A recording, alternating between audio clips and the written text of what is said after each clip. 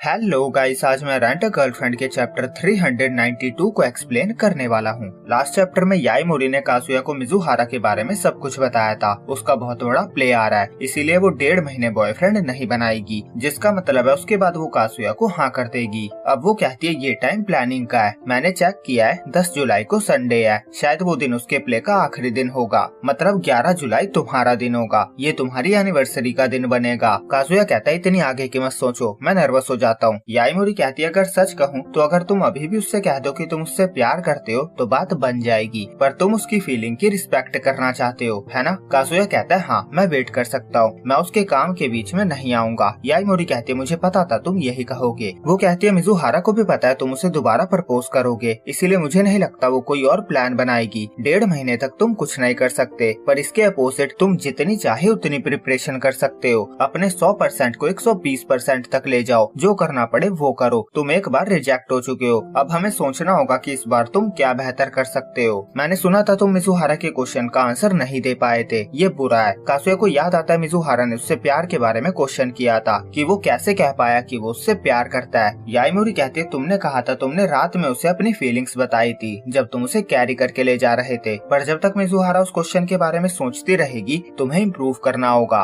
वो कहती है मैं समझती हूँ इसका आंसर करना आसान नहीं होगा, पर जब तुम डेट पे दोबारा उससे कन्फेस करोगे तो तुम्हें जितना हो सके उतना क्लियर आंसर देना होगा। कासुया सोचता है मुझे उसे दोबारा कन्फेस करना होगा। याईमोरी कहती है और तुम्हें भी ग्रो करते रहना होगा। मिजुहारा अपने करियर में आगे बढ़ रही है, समर इंटर्नशिप स्टार्ट होने वाली है, अगर 1.5 महीने में कुछ नहीं बदला तो सब कुछ बर्बाद हो जाएगा। कासुया को याद आता है मिजुहारा ने कहा था उसे प्रैक्टिकली सोचने वाले लोग पसंद है। वो याईमोरी की बात से एग्री करता है। याईमोरी कहती है वो दिन आने तक तुम जो कर सकते हो वो करो, चाहे उससे तुम्हारा 1% चांस ही इंक्रीज क्यों ना हो, ये तुम्हारे मैन बनने का टाइम है। कासुया भी मोटिवेट हो चुका था। हालांकि याईमोरी सोच रही थी पता नहीं उसने कासुया को रिजेक्ट क्यों किया। वो सोचती है जरूर उसने बिल्कुल आखिरी में फैसला लिया होगा, वरना ओडाइबा जाने तक तो सब कुछ अच्छा ही चल रहा था, जरूर इसके पीछे कोई रीजन होगा। और फिर उसे एक रीजन याद आता है। उसे याद आता है उसने मिजुहारा के रूम में उसकी मॉम की एक फोटो देखी थी, वो बहुत सुंदर थी, उनकी फोटो पे कोई फिल्टर भी नहीं था। उस टाइम याईमोरी ने पूछा था